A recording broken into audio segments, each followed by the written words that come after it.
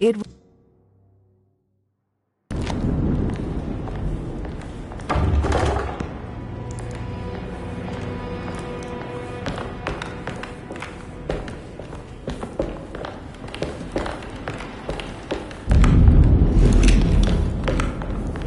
I need the key.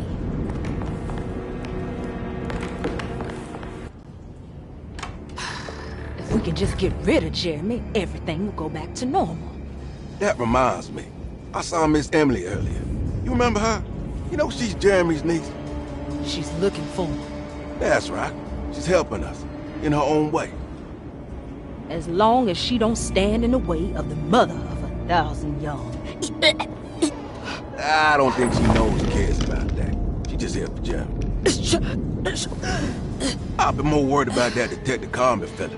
He been snooping around asking all kinds of questions. God, it hurts.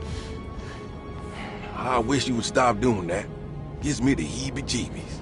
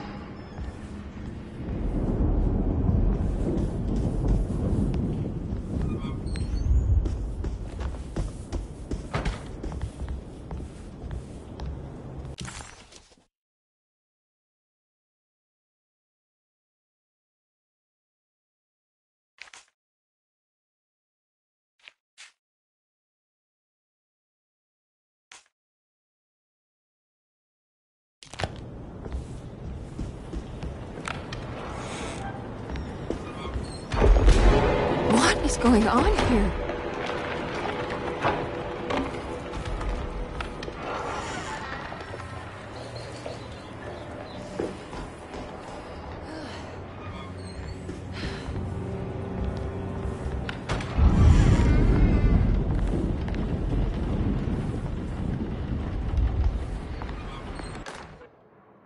Lunacy and the Astarte Artist Colony, a monograph by Yael Klein. In early 1909, the old Derceto plantation outside of New Orleans was turned into an artist's colony. 3 famous European artists rented the house and the surrounding land from the owner, the Ledoux family. The colony was chiefly run by Sebastian Cortez, who was playfully dubbed the captain by his collaborators, William Arges and Heinrich Kassel. The colony existed for 6 years, until one day all 12 members disappeared without a trace. It is widely believed that their disappearance is connected to the disastrous hurricane that passed through on September 29, 1915, but nothing truly supports this claim. What is known is their frequent participation in New Orleans nightlife, their love for hosting parties, and their elaborate contributions to the Mardi Gras parades as the Pirates of Pontchartrain. Accounts of their lifestyle can be found in almost every gossip column. It can effectively be summed up as carefree and bohemian. In late June 1909, the name Astarte first appeared in the newspapers. Cortez said the name came to him as he was painting. There is never any claim to knowing about the ancient Phoenician fertility goddess with the same name before this time. His fellow colonist Heinrich Kassel did know, because he later produced sculptures that show clear references to ancient idols of the goddess. It's impossible to know for sure how this name suddenly made an appearance, but it is interesting because of Derceto's history.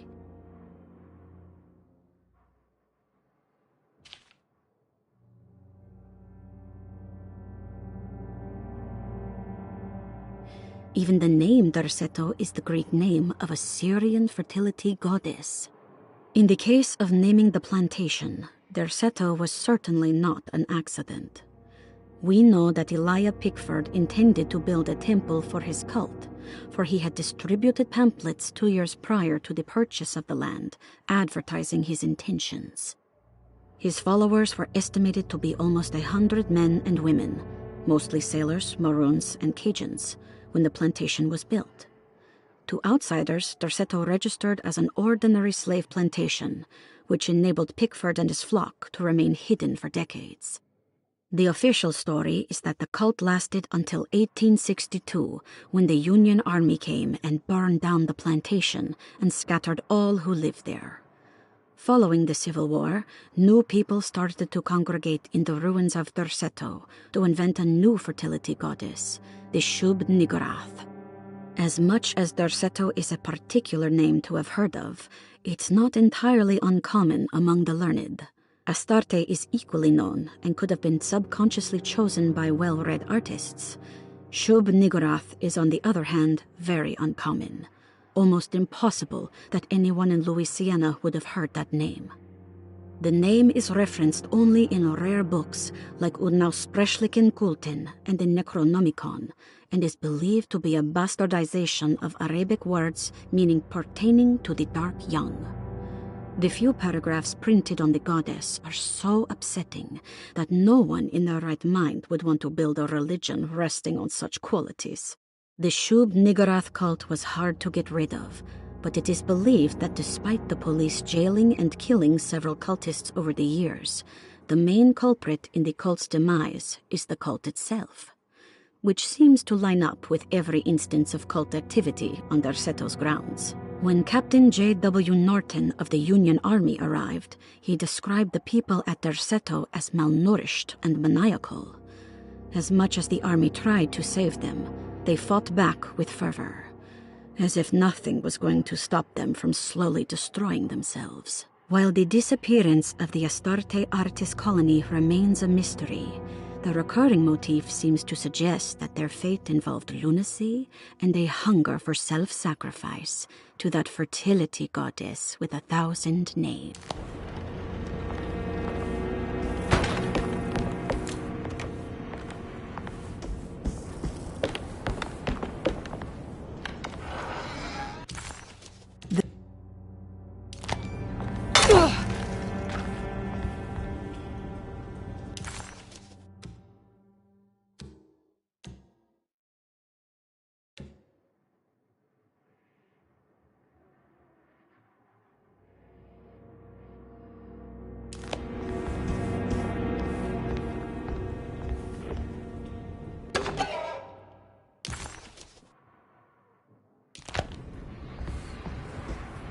Doesn't know Edward is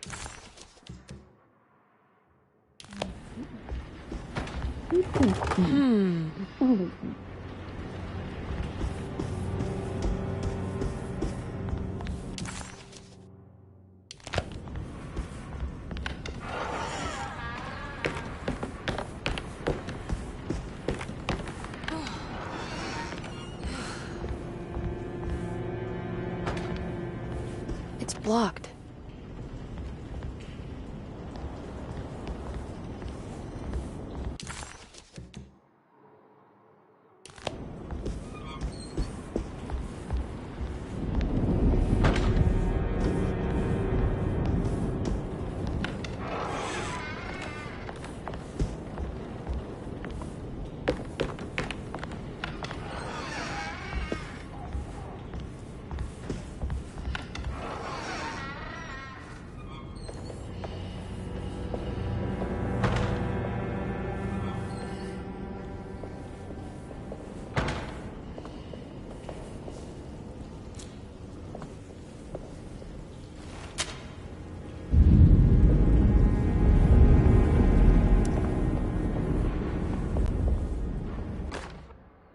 Mrs. Thompson, I understand the last week has been busy.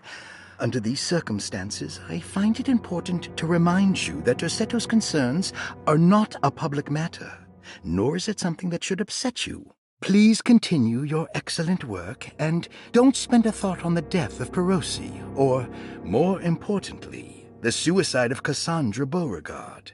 They should mean nothing to you or the staff. I rely on your loyalty, and trust that your close kinship with the Tabois siblings will keep Derceto's secrets hidden. Dr. Gray.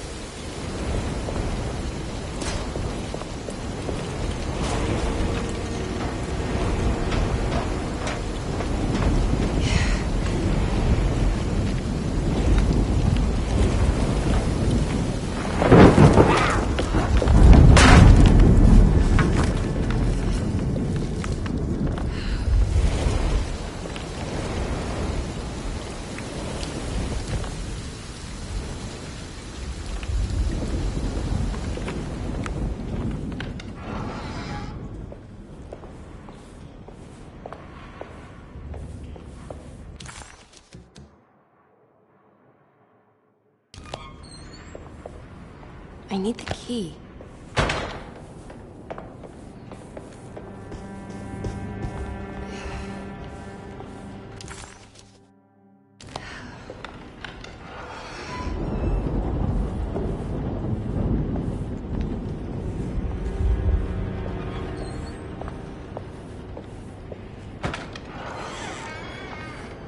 Mr. Waits must have had a spare key to Dr. Gray's office, but where?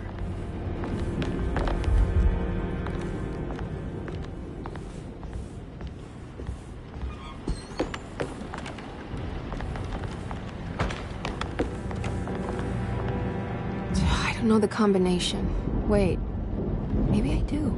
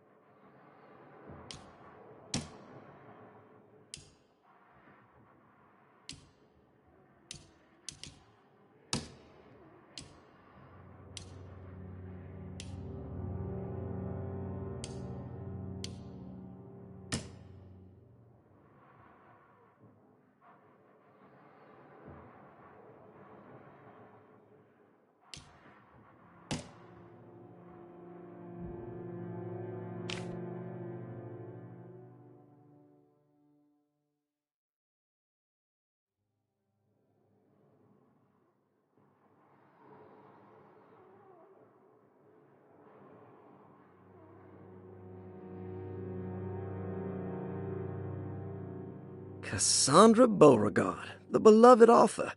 Very exciting, isn't it?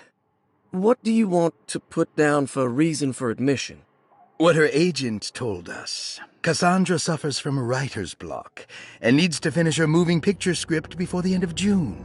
Mr. Chardot suggests Cassandra's heavy use of barbiturates is holding her back and risks ruining her career. And how should we summarize her personal history? Let's keep it short. Cassandra Beauregard is a beloved crime author who managed to pull herself out of poverty and into stardom. 5 years ago, she tried killing herself by jumping off a balcony.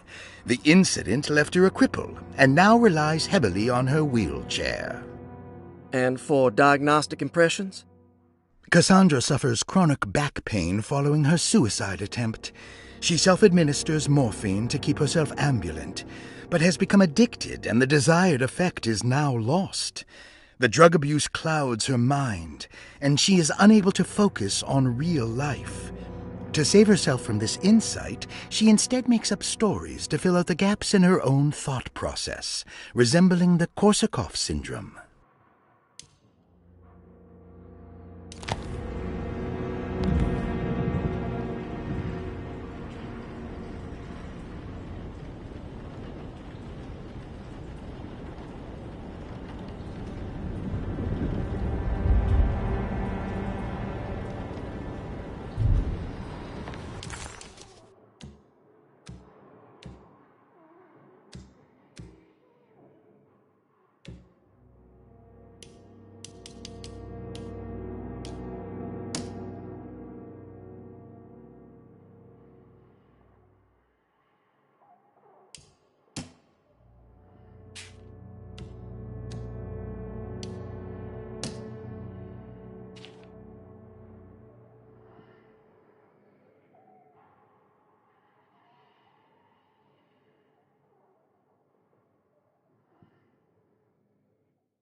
I better get to work on breaking the pact with the Dark Man. It's the only way to save Jeremy. Good thing I still have the talisman. I have a feeling I'm gonna need it.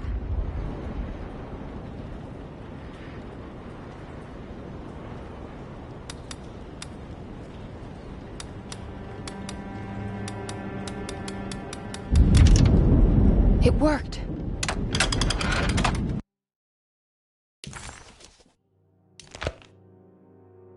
The last guest in the empty room suffered from severe maladaptation.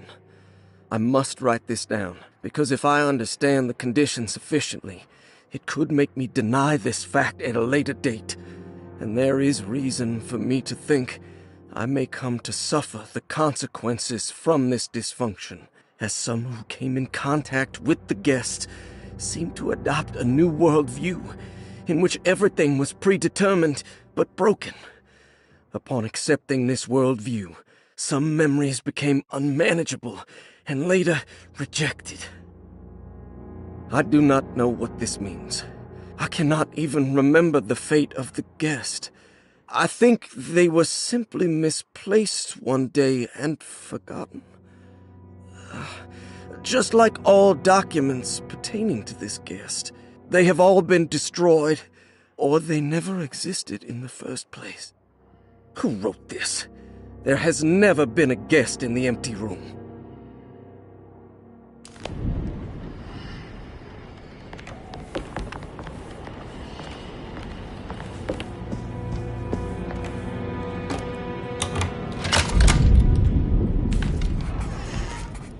Here we are, Dr. Gray's office. Now let's see if we can find some answers. I have finished tidying up Miss Beauregard's belongings. I will leave it to you to contact her agent and have them collect her things. I found one of Grace's drawings she might want back, along with this key in her room, which I believe you've been looking for. Mrs. Thompson.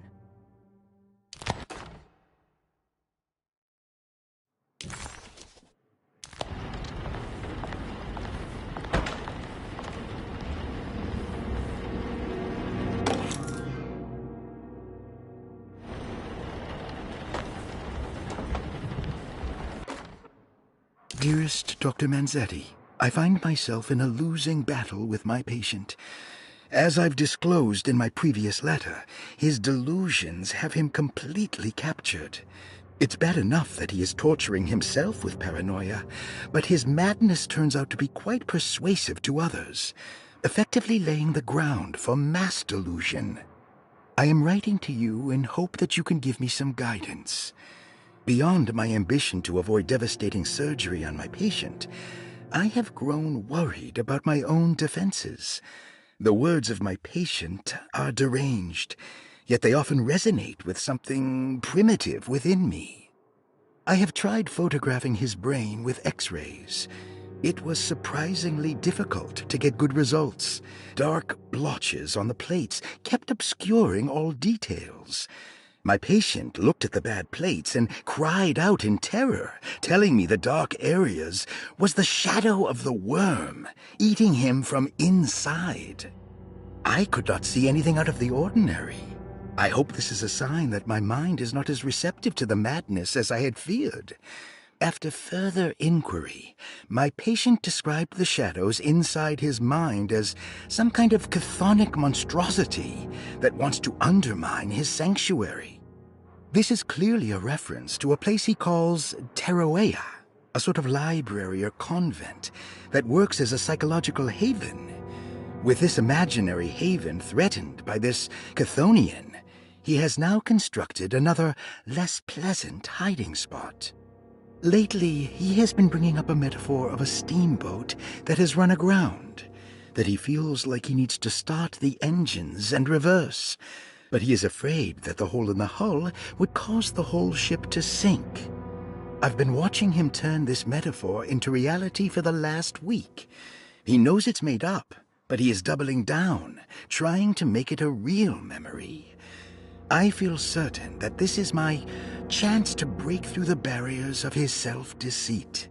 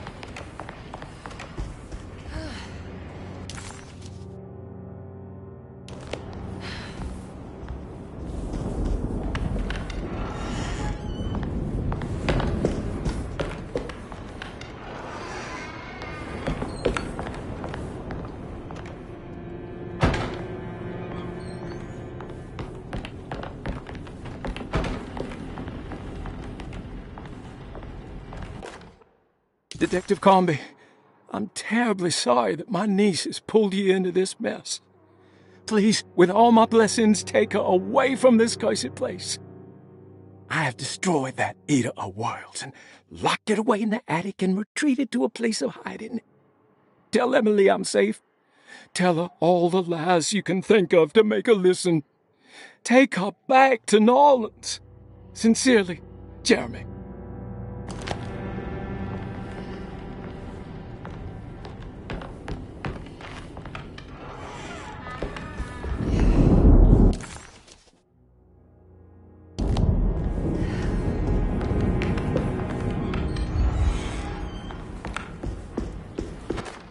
Brother, I need you to trust me. This is the most important moment in our family's history.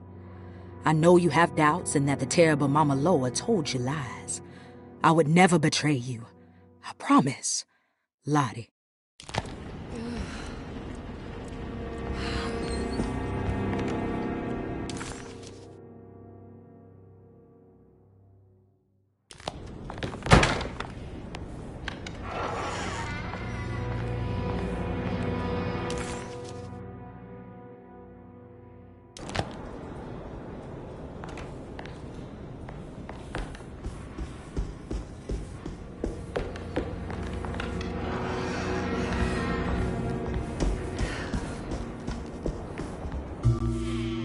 Hey, little lady, how's your evening been going?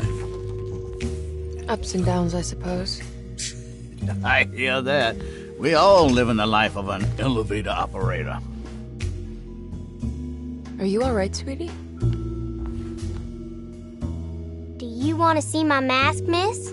I'm making it for St. John's.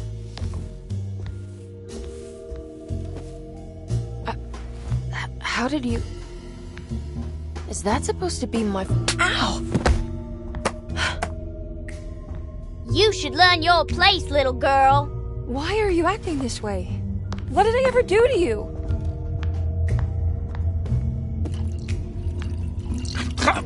Grace! Grace!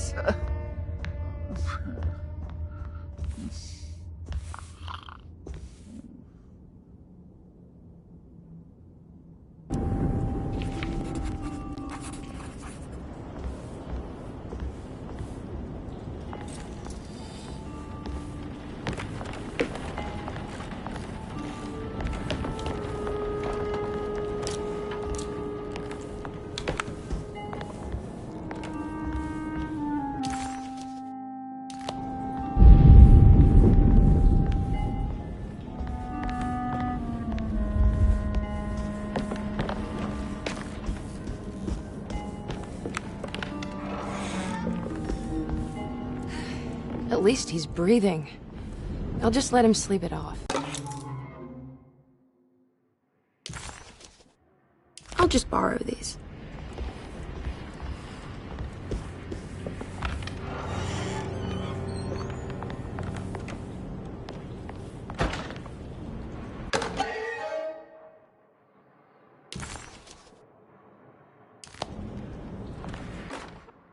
Jeremy knew that the only one who could help him now was the guest in room number 3.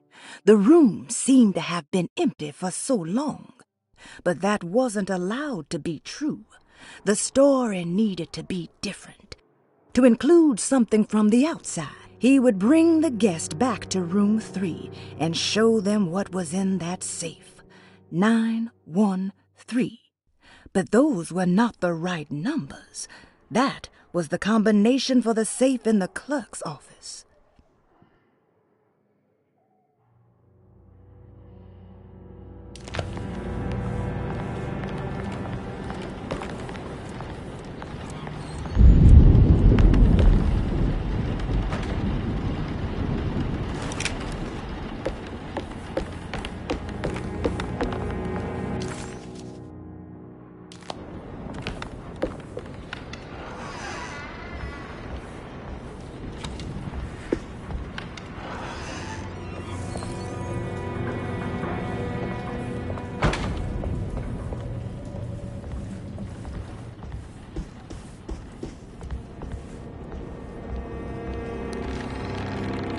There's something missing.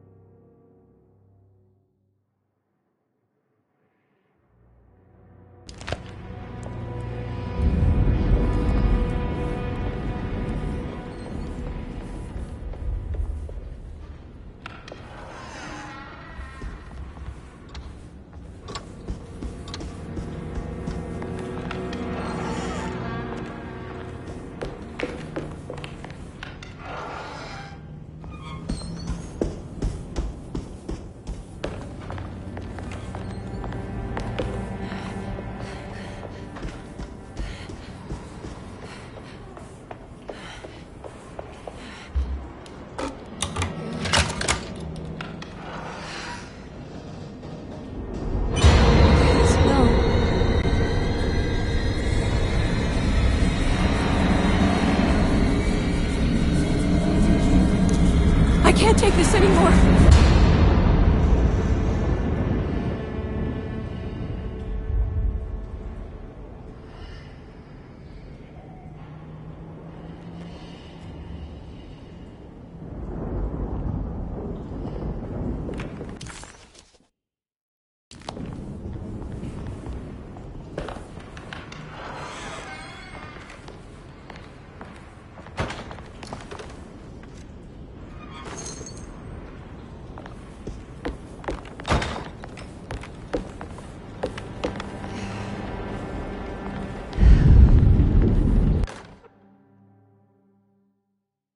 Sometimes, I think this place makes me worse.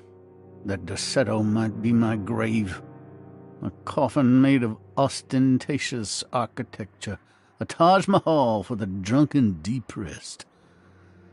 There's something about Derceto, something about Dr. Gray, like we all pretend that we're here to get better, when in fact we are here to be forgotten.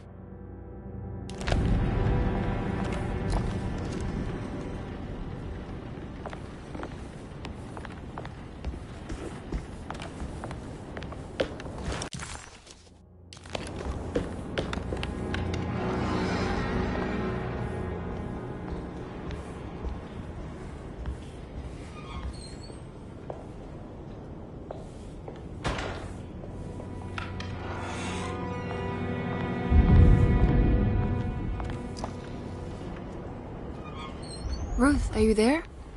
No, of course not.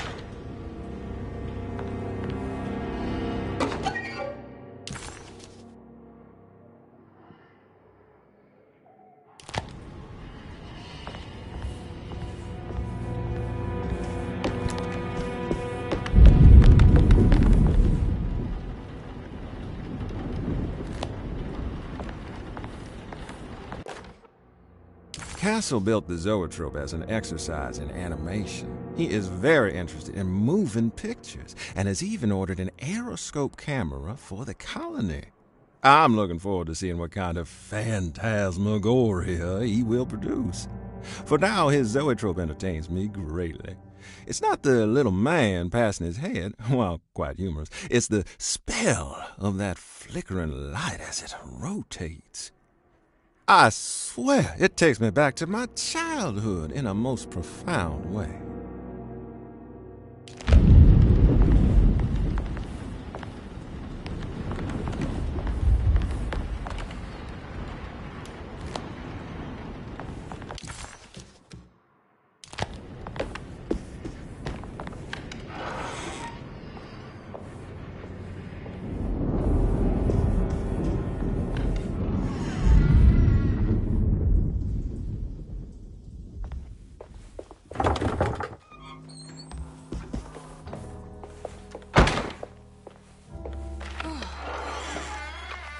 What is going on here?